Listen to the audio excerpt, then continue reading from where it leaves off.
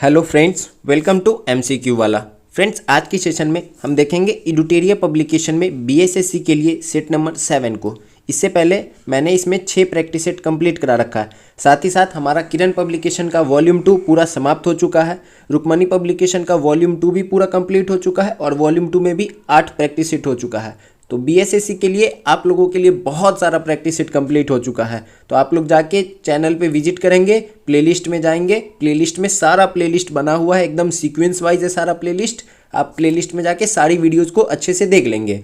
और इसका पीडीएफ अगर आपको चाहिए तो आप हमारे टेलीग्राम ग्रुप से जुड़ सकते हैं, जिसका लिंक हमारे वीडियो के डिस्क्रिप्शन बॉक्स में दिया हुआ है। तो वहाँ से जाके आप टेलीग्राम चैनल से जुड़ जाएंगे।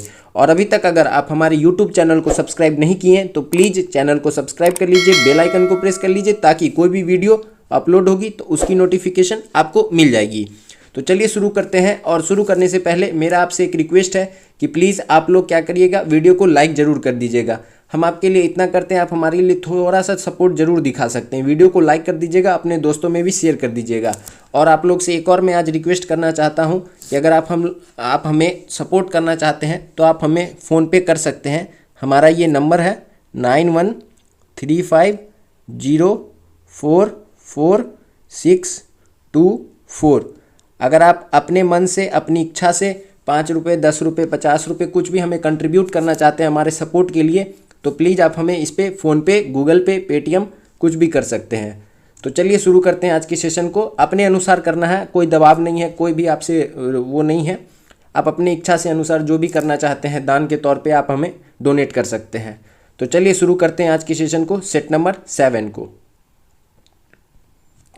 और आप लोग कमेंट बॉक्स में अपना स्कोर जरूर बताइएगा। प्रत्येक सही उत्तर के लिए 4 अंक दिए जाते हैं और गलत उत्तर के लिए -1 अंक जो है वो काट लिया जाता है। तो आप लोग कमेंट बॉक्स में बताएंगे कि आपके कितने क्वेश्चन सही हो रहे हैं। और आप लोग का और कोई सजेशन हो कि किस तरह से सेट करवाया जाना चाहिए तो आप हमें कमेंट बॉक्स में ही बताएंगे। तो चलिए शुरू करते हैं आज की सेशन को। पहला क्वेश्चन है कि निम्न में कौन कपड़े धोने के साबुन में फिलर के रूप में काम नहीं आता है। तो कपड़े धोने के साबुन जो होते हैं वो क्या होते हैं, तो वो जो होते हैं वो हार्ड होते हैं। कपड़ा धोने का जो साबुन होता है, और हम लोग जिस साबुन से नहाते हैं वो साबुन जो होता है वो सॉफ्ट होता है। तो कपड़े धोने के साबुन में फिलर के रूप में जिसका प्रयोग किया जाता है वो क्या है, तो वो है glycerol. Option number A is the right answer. Glycerol को ही क्या कहते हैं, ग्लिसरीलिन भी कहते हैं। यह जो है एक कार्बनिक यौगिक है जो तेल और वसा में पाया जाता है। इसका उपयोग जो है कॉस्मेटिक्स में भी होता है और कपड़ा जो धोते हैं उसके साबुन में फिलर के रूप में किया जाता है। तो इसको आप लोग ध्यान में रखेंगे कि ग्लिसरॉल का उपयोग करते हैं। Option number A is the right answer. 2, निम्न में कौन सा जीवाणु विनाइट्रकरण की प्रक्रिया में भाग लेता है। तो विनाइट्रकरण की प्रक्रिया में कौन सा जीवाणु है ये भाग लेता है, तो ये है आपका Pseudomonas. Option number C is the right answer. Pseudomonas जीवाणु विनाइट्रीकरण की प्रक्रिया में भाग लेता है, इसको आप लोग ध्यान में रखेंगे। राइबोजियम क्या होता है, राइजोबियम जो होता है यह मटर या फिर आपके दलहन के पौधे में होता है, जो कि नाइट्रोजन स्थिरीकरण करने में मदद करता है। नाइट्रोजन स्थिरीकरण करने में मदद करता है राइजोबियम नामक जीवाणु, इसको भी ध्यान में रखेंगे। एजोबैक्टर क्या है, यह स्वतंत्र रूप से मिट्टी में निवास करता है, एजोबैक्टर, इसको भी ध्यान में रखेंगे। तो ऑप्शन नंबर हमारा यहाँ पे सी जो है ये सही है। स्यूडोमोनास जो है ये जीवाणु विनाइट्रीकरण की प्रक्रिया में भाग लेता है। 3, निम्न में किस विटामिन को थायमीन कहा जाता है। तो थायमीन किस विटामिन को कहा जाता है, तो ये कहा जाता है विटामिन B1, यानी कि विटामिन B1 का जो नाम है वही थायमीन है, इसको भी ध्यान में रखेंगे। विटामिन B2 का रासायनिक नाम क्या है, तो ये है राइबोफ्लोविन विटामिन B2 का साइंटिफिक नेम है। इस तरह के क्वेश्चंस बीएसएससी में लगातार पूछे गए हैं, प्रीवियस ईयर में भी, तो इसलिए आपको ये सब याद रखना है। इसीलिए हमारे ही चैनल पे अभी स्पार्क पब्लिकेशन का 1 लाइनर जो पिछले 32 वर्षों में लगभग 15,000 क्वेश्चंस का जो सेट है वो भी करवाया जा रहा है। डेली एक प्रैक्टिस सेट उसमें से भी करवाया जाएगा, तो आप लोग उसको भी देख सकते हैं। तो उसका भी वीडियो अपलोड किया हुआ है चैनल पे, तो वहाँ से जाके आप उस वीडियोज़ को भी अच्छे से देख लीजिएगा। अब देखते हैं विटामिन B12, इसका साइंटिफिक नेम क्या है, तो साइनोकोबालमीन, ये है विटामिन B12 का साइंटिफिक नेम। और विटामिन B6 का क्या है, तो ये है पायरिडॉक्सिन विटामिन B6 का। तो एक बार हम फिर से इसको रिकॉल करते हैं। विटामिन B1 का साइंटिफिक नेम है थायमीन, विटामिन B6 का साइंटिफिक नेम है पायरिडॉक्सिन, विटामिन B2 का साइंटिफिक नेम है राइबोफ्लोविन और विटामिन B12 का साइंटिफिक नेम है साइनोकोबालमीन। तो इन सभी को याद रखेंगे। 4, दाब बढ़ाने पर बर्फ का गलनांक क्या होगा? अगर हम दाब बढ़ाते हैं यानी कि प्रेशर बढ़ाते हैं तो बर्फ का जो गलनांक है वो क्या होगा? तो वो घट जाएगा। Option number A is the right answer. जैसे गर्म करने पर जिन पदार्थों का आयतन बढ़ता है, दाब बढ़ाने पर उनका गलनांक भी बढ़ता है, जैसे कि घी, मोम, ये सब हो गया। वहीं गर्म करने पर जिन पदार्थों का आयतन घटता है, दाब बढ़ाने पर उनका गलनांक भी घट जाता है, जैसे कि बर्फ। तो इन दो बातों को आपको याद रखना है, ठीक है। हमारा ऑप्शन नंबर ए जो है राइट आंसर है।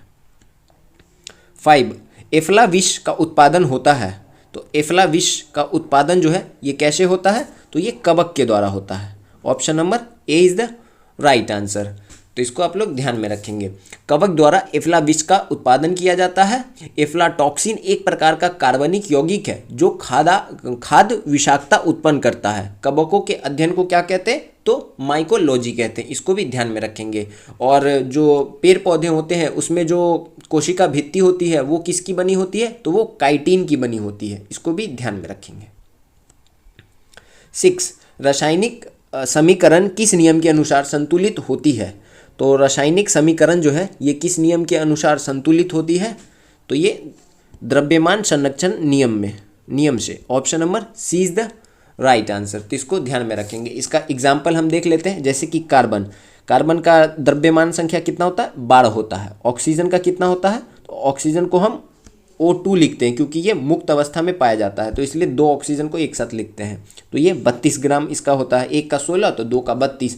अब इन दोनों को मिलाएंगे क्या बनेगा? CO2 बनेगा। तो इसका एटॉमिक मास कितना होगा? 44 होगा। तो रासायनिक समीकरण जो है ये द्रव्यमान संरक्षण नियम के अनुसार संतुलित होता है। इसको ध्यान में रखेंगे। 7, परमाणु में धनावेशित कणों की उपस्थिति को सर्वप्रथम निम्न में से किसने दर्शाया था? तो परमाणु में धनावेशित कणों की उपस्थिति को सर्वप्रथम किसने दर्शाया था? तो ये गोल्डस्टीन ने। Option number A is the right answer. 1886 में सर्वप्रथम गोल्डस्टीन ने परमाणु में धनावेशित कणों की उपस्थिति को दर्शाया था। और इलेक्ट्रॉन की खोज किसने की थी? तो इलेक्ट्रॉन की खोज जे.जे. थॉमसन ने की थी। पूछ ले आपसे कि न्यूट्रॉन और पॉजिट्रॉन की खोज किसने की थी? तो उसका खोज विल्सन ने किया था, न्यूट्रॉनो और पॉजिट्रॉन। और पूछ ले कि न्यूट्रॉन जो है एक अलग चीज़ है और न्यूट्रिनो एक अलग चीज़ है, तो इसको ध्यान में रखेंगे। न्यूट्रॉन का खोज करता है जेम्स चैडविक और न्यूट्रिनो और पॉजिट्रॉन की खोज करता है विल्सन। तो इसको ध्यान में रखेंगे। हमारा ऑप्शन नंबर ए जो है ये राइट आंसर है। 8, हीमोफीलिया एक अनुवांशिक विकार है। इसमें क्या होता है? तो हीमोफीलिया में क्या होता है कि एक प्रोटीन का संश्लेषण नहीं होता है जो रक्त के स्कंदन के लिए आवश्यक है। Option number B is the right answer. Haemophilia को ही क्या कहा जाता है? इसको भी शाही रोग कहा जाता है क्योंकि यह सबसे पहले जो है ब्रिटेन की महारानी को हुआ था। इसमें क्या होता है कि ब्लड क्लॉटिंग नहीं होता, यानी कि हमारे बॉडी से जब ब्लड बाहर निकलने लगता है, कट उठ जाता है, तो उस समय क्या है, तो हमारे बॉडी में ब्लड के अंदर बहुत सारी चीज़ें पाई जाती है, जिसमें एक होता है हिपेरिन। वो क्या होता है? हवा के कांटेक्ट में आने से वो सूख जाता है, जिसके वजह से नेचुरल आदमी में किसी में भी ब्लड क्लॉटिंग होने लगता है। जैसे कि आप देखे होंगे कि कट जाता है तो अगर बहुत देर छोड़ भी दें तो थोड़ी देर के बाद वो क्लॉटिंग बंद हो जाता है। लेकिन हीमोफीलिया रोग जिसको भी होता है उसमें ब्लड क्लॉटिंग बंद नहीं होता है, कटने के बाद खून नहीं रुकता, वो निकलते ही रह जाता है। तो इसको ध्यान में रखेंगे। हीमोफीलिया उसी को कहते हैं। इसमें क्या होता है कि एक प्रोटीन का संश्लेषण नहीं होता है जो कि रक्त के स्कंदन के लिए आवश्यक है। 9, निम्न युग्मों में कौन सम्मिलित नहीं है? इस तरफ दिया हुआ है रोग और इस तरफ दिया हुआ है औषधि। इन रोग को ठीक करने के लिए किस औषधि की आवश्यकता होती है? तो पूछ रहा है कि कौन सा सम्मिलित नहीं है। तो इसमें देखते हैं कौन सा सम्मिलित नहीं है। तो पहला है मलेरिया। मलेरिया के लिए जिस औषधि का उपयोग किया जाता है वो है सिनरियम, ये तो सही सम्मिलित है। उसके बाद है आपका कैंसर के लिए नेक्सोआर, ये भी सही सम्मिलित है। पोलियो के लिए OPV, ये भी सही सम्मिलित है। लेकिन कुष्ठ रोग जो है ये सही सम्मिलित नहीं है। तो हमारा जो है कुष्ठ रोग के लिए DOTS, ये भी सही सम्मिलित है। लेकिन पोलियो के लिए OPV जो है ये औषधि नहीं है। पोलियो के लिए जो है वो क्या है? तो पोलियो के लिए एक वैक्सीन आती है, ओरल पोविल वैक्सीन, जो कि दवा नहीं है, मतलब ये औषधि नहीं है, यह एक वैक्सीन है पोलियो के लिए। तो बेसिकली यहाँ पे क्वेश्चन में ये कह रहा था, इस तरफ रोग दिया हुआ और इस तरफ उनके ठीक करने का मेडिसिन का नाम दिया हुआ है। तो पोलियो के लिए जो OPV है वो एक मेडिसिन नहीं होके वो क्या है, एक वैक्सीन है, इसलिए ये जो है सही सुमेलित नहीं है। तो हमारा राइट आंसर जो है वो हो जाएगा ऑप्शन नंबर डी, केवल थर्ड जो है वो सही सुमेलित नहीं है। 10, निम्नलिखित में किस पौधे को जड़, तना और पत्तियों में विभेदित नहीं किया जा सकता है? तो किस पौधे को जड़, तना और पत्तियों में विभेदित नहीं किया जा सकता है? तो ये है आपका Spirogyra. Option number C is the right answer, तो इसको ध्यान में रखेंगे। 11, निम्नलिखित में कौन सा दुग्ध प्रोटीन है, यानी कि मिल्क में कौन सा प्रोटीन पाया जाता है?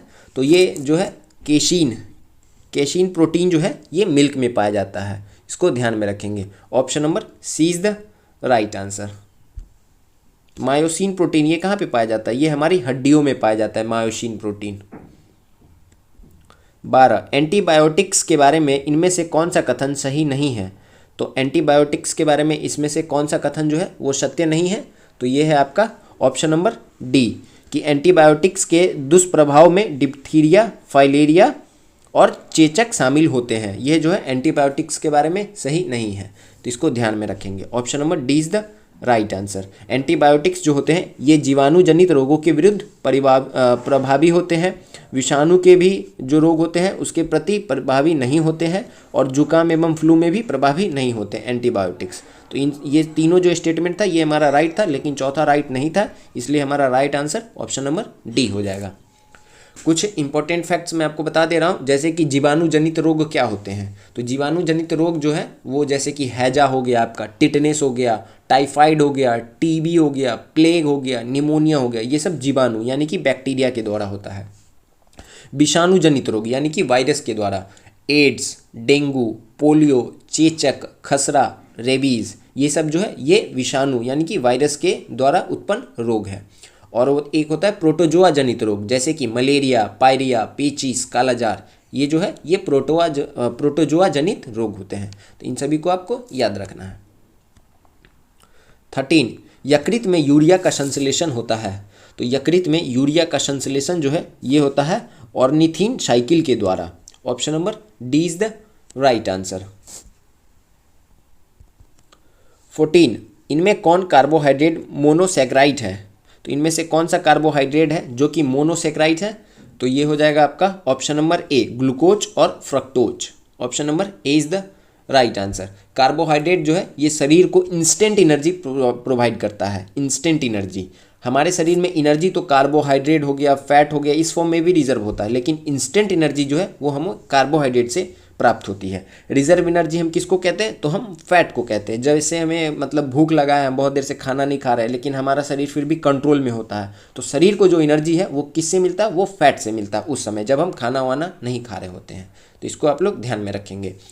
डाइसेक्राइड्स में कौन से आ जाएंगे?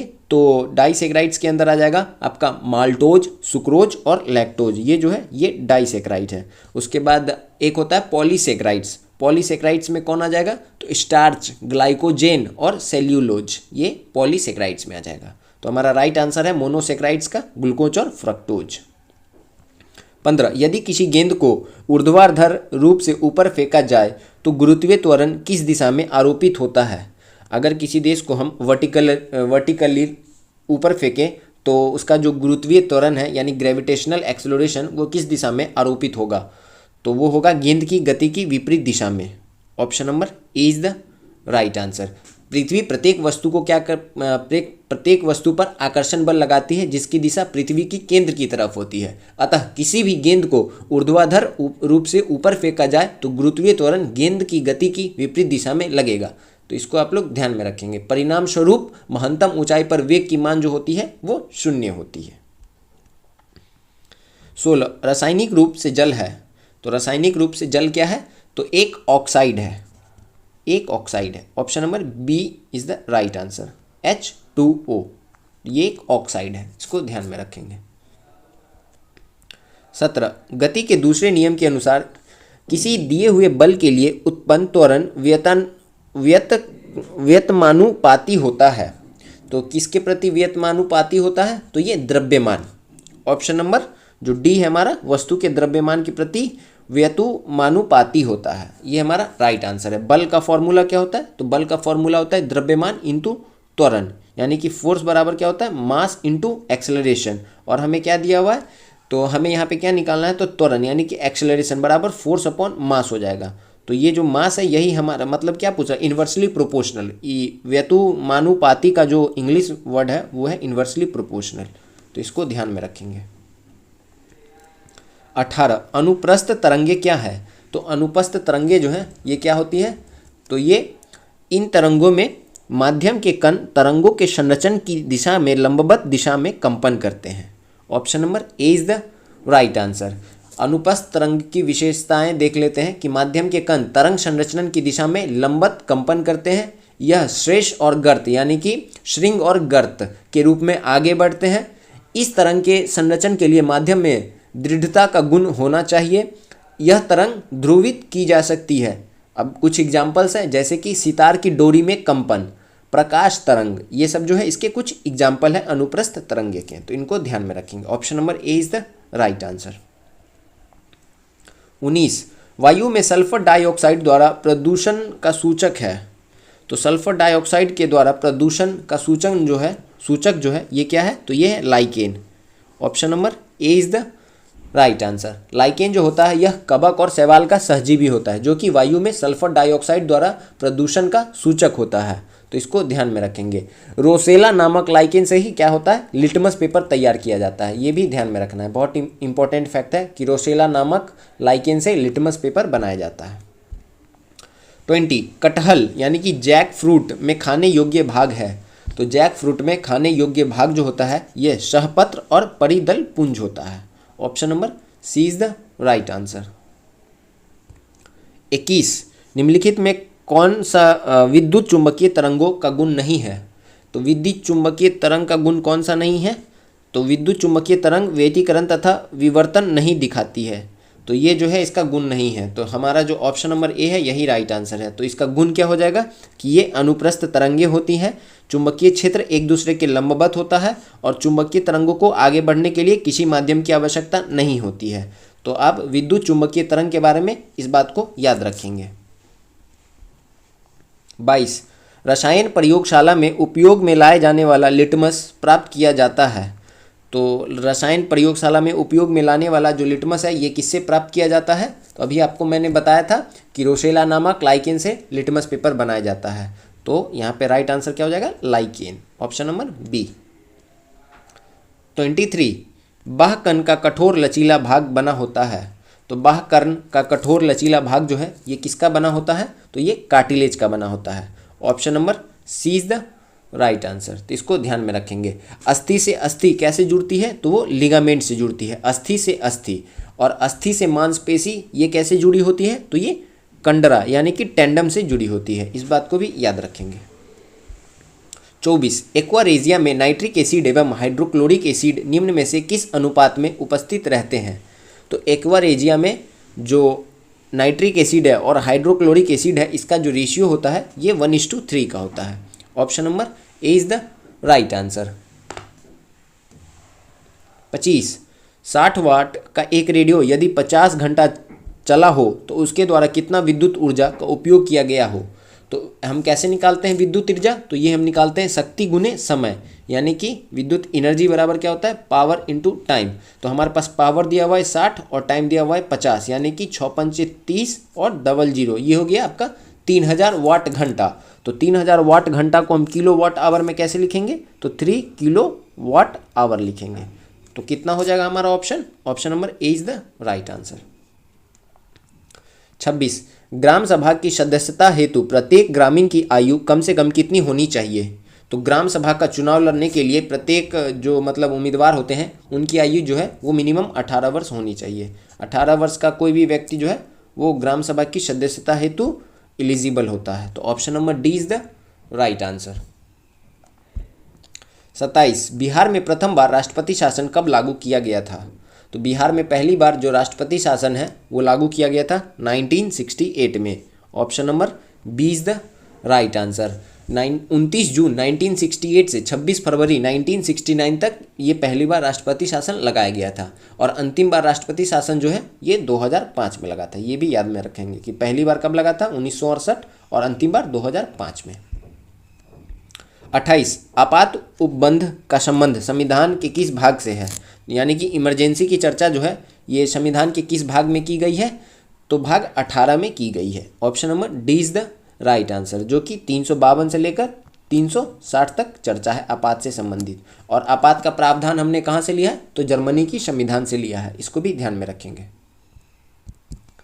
29 निम्नलिखित में कौन सा युग्म सुमेलित नहीं है, तो देखते हैं कौन सा युग्म जो है वो सुमेलित नहीं है। तो पहला है कि समान न्याय एवं निःशुल्क विधिक सहायता 39A, ये सही सुमेलित है। उसके बाद है अनुच्छेद 29 अल्पसंख्यक वर्गों के हितों का संरक्षण, ये भी सही है। 44 में है नागरिकों के लिए एक समान सिविल संहिता यूनिफॉर्म सिविल कोड, ये भी सही है। और 50 में है अंतर्राष्ट्रीय शांति और सुरक्षा की अभिवृद्धि, तो ये गलत है। 50 में क्या है, न्यायपालिका का कार्यपालिका से पृथक्करण, ये है 50 में। अंतर्राष्ट्रीय शांति और सुरक्षा की अभिवृद्धि जो है ये है आर्टिकल 51 में, तो इसको ध्यान में रखेंगे। यहाँ पे आर्टिकल 29 को छोड़कर बाकी जितने भी आर्टिकल्स थे ये सभी DPSP थे। आर्टिकल 29 जो है ये किस में आता है, तो ये फंडामेंटल राइट्स में आता है। फंडामेंटल राइट्स की चर्चा संविधान के भाग 3 में आर्टिकल 12 से लेकर 35 तक है, और DPSP की चर्चा हमारे संविधान में भाग 4 में आर्टिकल 36 से 51 तक है, तो इस बात को याद रखेंगे। 30 भारत के संविधान के अंतर्गत धन विधेयक को प्रस्तुत किया जाता है, तो धन विधेयक को कहाँ पे प्रस्तुत किया जाता है, तो लोकसभा के अंदर प्रस्तुत किया जाता है। कोई विधेयक धन विधेयक है या नहीं ये कौन डिसाइड करता है, तो ये लोकसभा के स्पीकर डिसाइड करते हैं। और धन विधेयक जो है ये हमेशा राष्ट्रपति की पूर्वानुमति पे ही पेश किया जाता है। राज्यसभा का धन विधेयक के रिलेशन में जो मतलब पोजीशन है वो बहुत ही वीक होता है। वो केवल 14 दिन तक इस विधेयक को रोक सकती है, ना वो इसमें कोई अमेंड कर सकती है, ना वो इसको वापस कर सकती है, ना इसको हमेशा के लिए रख सकती है। वो 14 दिन तक बस इस पर चर्चा कर सकती है। अगर वो वापस नहीं भेजती है लोकसभा में तो ये विधेयक ऑटोमेटिक पारित माना जाता है। तो ध्यान में रखेंगे धन विधेयक पर जो सर्वोच्चता है वो लोकसभा की होती है। Option number A is the right answer. 31 लोक लेखा समिति अपनी रिपोर्ट किसे सौंपती है, तो लोक लेखा समिति जो है ये अपनी रिपोर्ट सौंपती है लोकसभा अध्यक्ष को।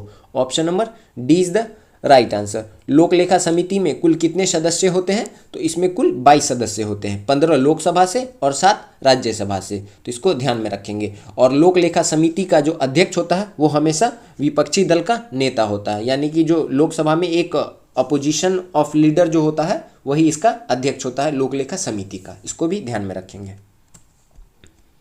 32 निम्नलिखित में से किसने या किन्होंने राष्ट्रपति नियुक्त होने से पूर्व उपराष्ट्रपति के पद पर कार्य नहीं किया है, तो दिए गए ऑप्शंस में कौन ऐसे हैं जो राष्ट्रपति बनने से पहले उपराष्ट्रपति नहीं थे, तो ये है हमारे नीलम संजीवन रेड्डी।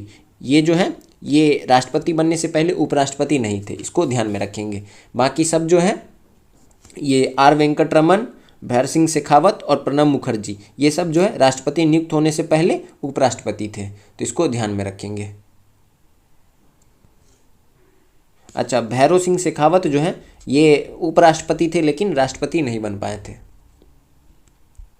33 मौलिक अधिकारों एवं अल्पसंख्यक हेतु संविधान सभा द्वारा गठित समिति के अध्यक्ष थे, तो मौलिक अधिकार यानी फंडामेंटल राइट और अल्पसंख्यक हेतु संविधान सभा के द्वारा एक समिति का गठन किया गया था जिसके अध्यक्ष कौन थे, तो Sardar Vallabh Bhai Patel. Option number D is the right answer. Sardar Vallabh Bhai Patel साथ ही साथ प्रांतीय समिति थी उसके भी अध्यक्ष थे। 34 किस वर्ष यूरोप में अंग्रेजों एवं फ्रांसीसियों के मध्य सप्तवर्षीय युद्ध प्रारंभ हुआ था, तो सप्तवर्षीय युद्ध जो है ये अंग्रेज और फ्रांसीसियों के बीच में हुआ था, और ये कब प्रारंभ हुआ था, 1756 में। Option number B is the right answer. और इस युद्ध में अंग्रेजों की जीत हुई थी लेकिन फ्रांसीसियों की हार हो गई थी, अंग्रेज जीत गए थे। 35 हिंदी भाषा के प्रथम समाचार पत्र का प्रकाशन किस स्थान से हुआ था, तो हिंदी भाषा के प्रथम समाचार पत्र का प्रकाशन जो है ये कोलकाता से हुआ था। Option number D is the right answer.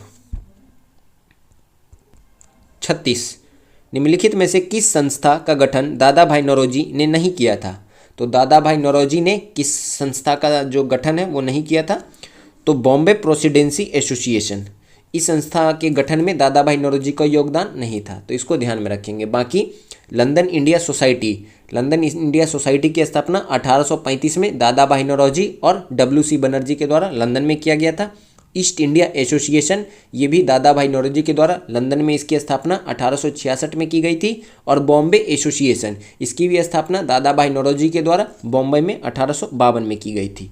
तो बॉम्बे प्रेसिडेंसी एसोसिएशन, इसकी स्थापना किसने की थी? बदरुद्दीन तैयब जी और फिरोज शाह मेहता ने मिलकर 1885 में की थी। इसको ध्यान में रखेंगे। ऑप्शन नंबर सी जो है राइट आंसर है। 37, निम्नलिखित में कौन सा कार्य 1931 के भारतीय राष्ट्रीय कांग्रेस के कराची अधिवेशन में हुआ था? तो भारतीय राष्ट्रीय कांग्रेस का कराची अधिवेशन कब हुआ था? 1931 में हुआ था। इसकी अध्यक्षता किसने की थी? सरदार वल्लभ भाई पटेल ने की थी। और इसमें कौन कौन से काम हुए थे? तो इसमें मौलिक अधिकार का प्रस्ताव पारित हुआ था, आर्थिक नीति का प्रस्ताव भी पारित हुआ था और गांधी इरविन समझौते का अनुमोदन किया गया था। ये तीनों काम हुए थे। ऑप्शन नंबर डी जो है ये हमारा राइट आंसर है। 38, कांग्रेस के सूरत विभाजन के समय भारत का वायसराय कौन था? तो कांग्रेस का सूरत विभाजन ये कब हुआ था? ये 1907 में हुआ था। और उसकी अध्यक्षता कौन कर रहे थे? तो रास बिहारी बोस कर रहे थे। और उस समय भारत का वायसराय जो था ये लॉर्ड मिंटो द्वितीय था। Option number B is the right answer. 39, Bihar में निम्नलिखित में से किस आंदोलन के दौरान छात्रों द्वारा स्वराज ट्रेन का संचालन किया गया था? तो किस आंदोलन में छात्रों के द्वारा स्वराज ट्रेन का संचालन किया गया था? तो ये भारत छोड़ो आंदोलन के समय में किया गया था, क्विट इंडिया मूवमेंट, जो कि 9 अगस्त 1942 को प्रारंभ हुआ था। 8 अगस्त 1942 को इसका प्रतिपादन अनुमोदित किया गया था और 9 अगस्त को ये प्रारंभ हुआ था। तो option number C is the right answer. तो आप लोग वीडियो के अंत तक बने रहिएगा। आप लोग देख रहे होंगे कि कितने इंपॉर्टेंट क्वेश्चंस हैं प्रैक्टिस सेट के अंदर। तो ज़्यादा से ज़्यादा आपको सेट लगाना है, इससे आपकी प्रैक्टिस और भी अच्छी होती चली जाएगी। तो आप लोग वीडियो के अंत तक बने रहिएगा। और अगर अभी तक चैनल को सब्सक्राइब नहीं किए तो चैनल को सब्सक्राइब कर लीजिए, बेल आइकन को प्रेस कर लीजिए, ताकि कोई भी वीडियो अपलोड होगी तो नोटिफिकेशन आपको मिल जाएगी। अब देखते हैं अगला क्वेश्चन। 40, निम्नलिखित में किस मुगल शासक ने 2 अशपा एवं सिंह अशपा की नीति को लागू किया था? तो 2 अशपा और सिंह अशपा की नीति को लागू किया था जहांगीर ने। Option number A is the right answer. तो इसको ध्यान में रखेंगे। ये क्या था? मनसबदारों की सैन्य शक्ति बढ़ाने की एक नीति थी जो कि जहांगीर के द्वारा लाई गई थी। 41, सतनामी विद्रोह किस मुगल शासक के समय हुआ था? तो सतनामी विद्रोह जो है ये हुआ था औरंगजेब के समय में। Option number D is the right answer. 1672 में किसान एवं मुगल के बीच मथुरा के निकट नारनौल नामक स्थान पर विद्रोह हुआ था और इस विद्रोह का नेतृत्व सतनामी नामक एक धार्मिक संप्रदाय ने किया था, इसलिए इसको सतनामी विद्रोह कहते हैं। 42, ऋग्वेद काल में किस नदी को सर्वाधिक पवित्र नदी माना गया है? तो ऋग्वेद में सर्वाधिक पवित्र नदी जो है ये माना गया है सरस्वती को। Option number B is the right answer. 43, निम्नलिखित में से किस महाजनपद का संबंध बिहार से नहीं है? तो बिहार से किसका संबंध नहीं है? तो ये वत्स का संबंध जो है ये बिहार से नहीं है। अंग, वज्जी और मगध, इन तीनों जो महाजनपद है, ये तीनों महाजनपद इसका संबंध जो है ये बिहार से है। तो इसको ध्यान में रखेंगे। वत्स जो है ये कहाँ पे है? तो ये उत्तर प्रदेश में है, कौशाम्बी में, उत्तर प्रदेश के कौशाम्बी में। 44, निम्नलिखित में किस शासक ने पाटलिपुत्र पर आक्रमण कर वहां से बुद्ध का भिक्षा पात्र एवं एक अनोखा कुक्कुट अपने साथ ले गया था? तो किस शासक ने पाटलिपुत्र पर आक्रमण करके बुद्ध का भिक्षा पात्र अपने साथ ले गया था? तो वो था फिरोज शाह तुगलक, और वो था Kanishka. Option number D is the right answer. Kanishka जो था ये कुषाण वंश का महान शासक था और कनिष्क ने बौद्ध धर्म का मुक्त हृदय से संपोषण एवं संरक्षण किया था। कनिष्क ने पाटलिपुत्र पर आक्रमण कर वहां के प्रसिद्ध विद्वान अश्वघोष, बुद्ध का भिक्षा पात्र एवं एक अनोखा कुक्कुट को प्राप्त किया था और उसके बाद ये कश्मीर लेके जाता है और वहीं पर अश्वघोष की अध्यक्षता में चौथी बौद्ध संगीति का आयोजन करवाता है। तो ऑप्शन नंबर डी जो है ये राइट आंसर है। 45, बेरोजगारों की सहायता दिल्ली के निम्नलिखित सुल्तान में से किसने रोजगार कार्यालय की स्थापना की थी?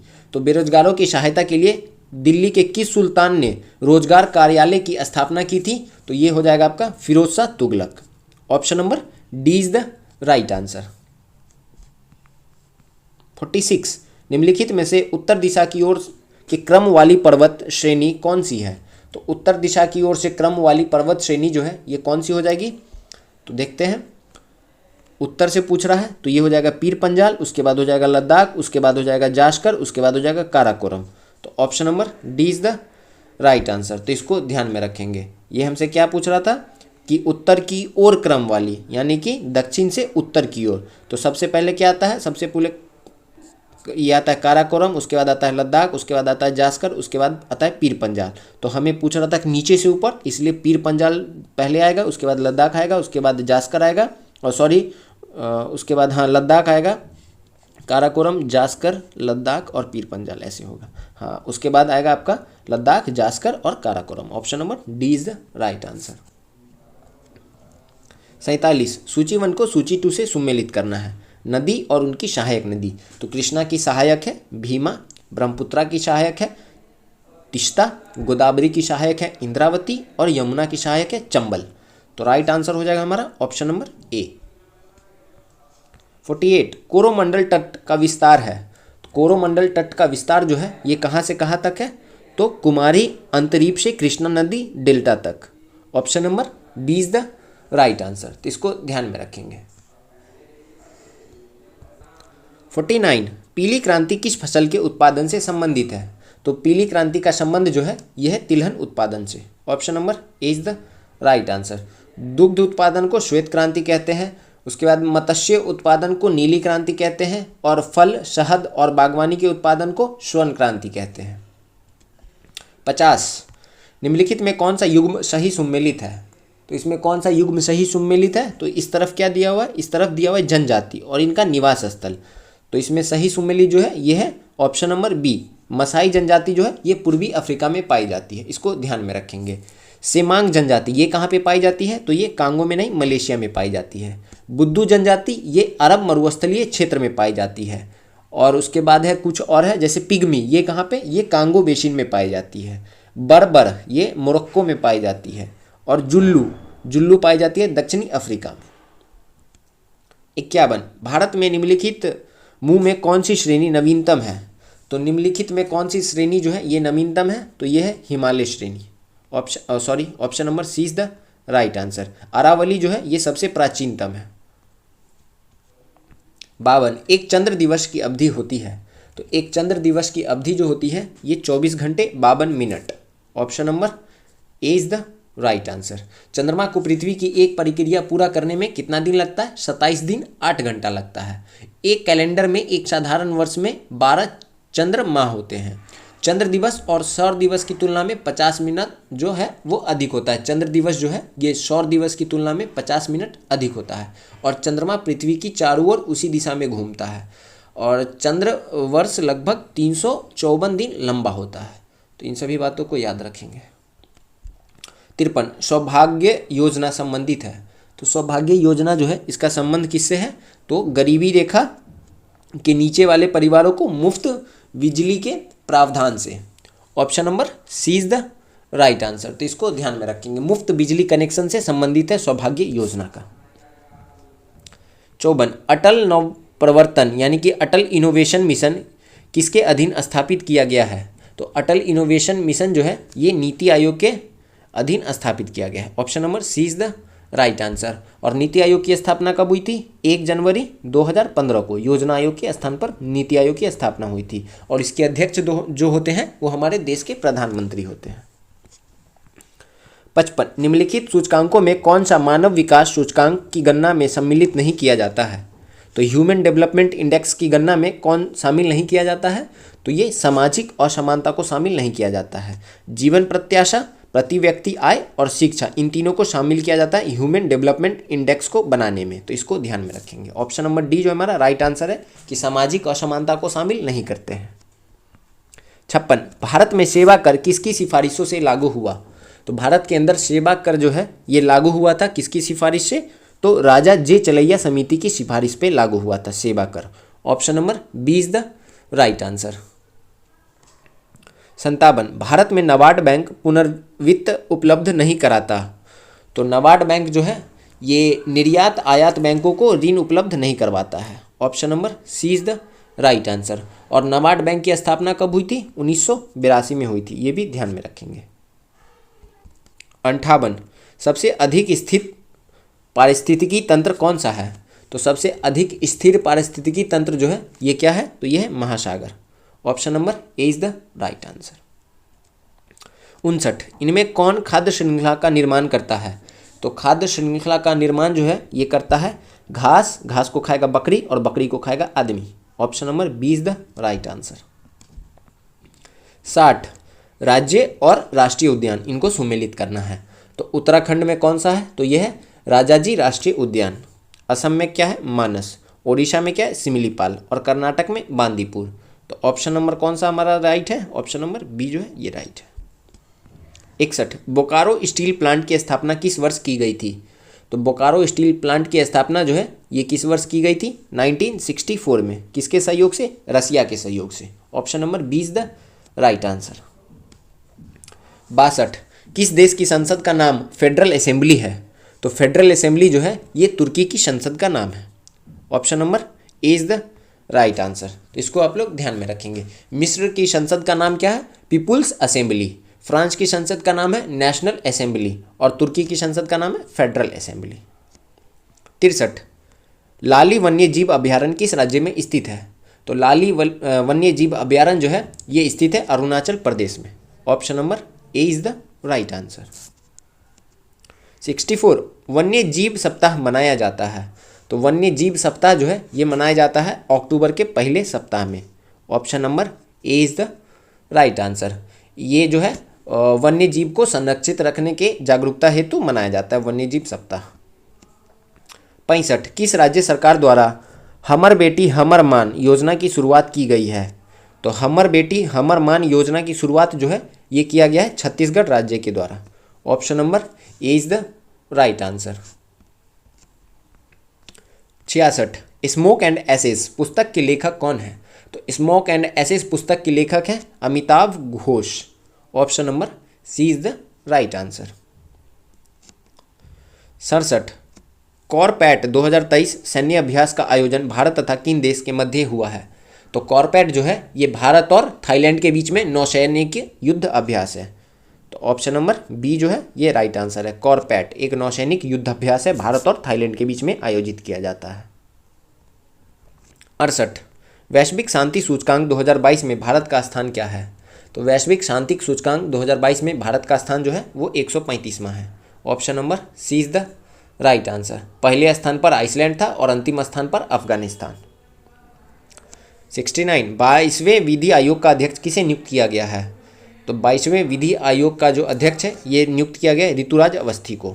Option number C is the right answer. तो इसको ध्यान में रखेंगे। पहले विधि आयोग की स्थापना कब की गई थी? 1955 में की गई थी, ये भी आप ध्यान में रखेंगे। 70, अनवर इब्राहिम हाल ही में किस देश के प्रधानमंत्री नियुक्त हुए हैं? तो अनवर इब्राहिम जो है ये मलेशिया के प्रधानमंत्री नियुक्त हुए हैं। Option number A is the right answer. 71, विश्व स्वास्थ्य दिवस 2023 का थीम है। तो वर्ल्ड हेल्थ डे 2023 का थीम क्या है? तो यह health for all. Option number B is the right answer. और ये हर वर्ष 7 अप्रैल को मनाया जाता है, इसको भी ध्यान में रखेंगे। अगर पूछ ले टीवी दिवस का थीम क्या था? तो yes we can and TV, ये था टीवी दिवस 2023 का थीम, ये भी ध्यान में रखेंगे। 72, एशियन गेम्स 2022 का आयोजन कहाँ किया गया है? तो एशियन गेम्स 2022 का आयोजन जो है ये चाइना में किया गया है। Option number A is the right answer. तो इसको ध्यान में रखेंगे। 73, भौतिक के क्षेत्र में नोबेल पुरस्कार 2023 से किसे सम्मानित किया गया है? यानी कि भौतिक के क्षेत्र में जो 2023 का नोबेल पुरस्कार है ये मिला है पियरे एगोस्टिनी, फेरेंक कांशे और एनीएल हुइलियर, इन सभी को मिला है। ऑप्शन नंबर डी जो है ये राइट आंसर है। 74, अपनी इंटरनेट सेवा शुरू करने वाला भारत का पहला राज्य कौन सा है? तो भारत का पहला राज्य जो है ये है Kerala. Option number A is the right answer. के फोन नेटवर्क के माध्यम से केरल सभी राज्य के नागरिकों को मुफ्त इंटरनेट सेवा उपलब्ध करवाएगा। तो ध्यान में रखेंगे भारत का पहला राज्य जो है जो अपना इंटरनेट सेवा शुरू कर रहा है। अब है लास्ट क्वेश्चन 75 नंबर की बजट 2023-24 में केंद्र सरकार ने देश के कितने ब्लॉकों में आकांक्षी ब्लॉक योजना कार्यक्रम की शुरुआत की है? तो केंद्र सरकार के द्वारा 500 ब्लॉकों को आकांक्षी ब्लॉक योजना कार्यक्रम के तहत सेलेक्ट किया गया है। Option number D is the right answer. तो ये प्रैक्टिस सेट जो है सेट नंबर 7 ये हमारा यहीं पे समाप्त होता है। इसके आगे मैथ और रीजनिंग के क्वेश्चन है वो आपको PDF के तौर पे हमारे टेलीग्राम ग्रुप पे मिल जाएगा। तो टेलीग्राम से जुड़ने के लिए वीडियो के डिस्क्रिप्शन बॉक्स में टेलीग्राम का लिंक प्रोवाइड है, वहाँ से जुड़ जाएंगे। साथ ही साथ बहुत सारा प्रैक्टिस सेट का लिंक भी वीडियो के डिस्क्रिप्शन बॉक्स में मैं डाल दूंगा, वहाँ से आप देख सकते हैं। तो चलिए कल मिलेंगे नए प्रैक्टिस सेट में। और अभी तक आप लोग अगर चैनल को सब्सक्राइब नहीं किए तो प्लीज़ चैनल को सब्सक्राइब कर लीजिए, बेल आइकन को प्रेस कर लीजिए, ताकि कोई भी वीडियो अपलोड होगी तो उसकी नोटिफिकेशंस आपको मिल जाएगी। तो मैं एक बार और आपसे रिक्वेस्ट करना चाहता हूं कि अगर आप हमें सपोर्ट करना चाहते हैं तो प्लीज़ आप हमें इस नंबर पे कंट्रीब्यूट कर सकते हैं। ये हमारा फ़ोनपे और पेटीएम सब जगह ये नंबर है, तो आप हमें इस नंबर पे कंट्रीब्यूट कर सकते हैं। अगर आपकी इच्छा हो तो आप हमें 5, 10, 15 जो भी हो आपकी अपनी तरफ से आप हमें इस पर कंट्रीब्यूट करेंगे।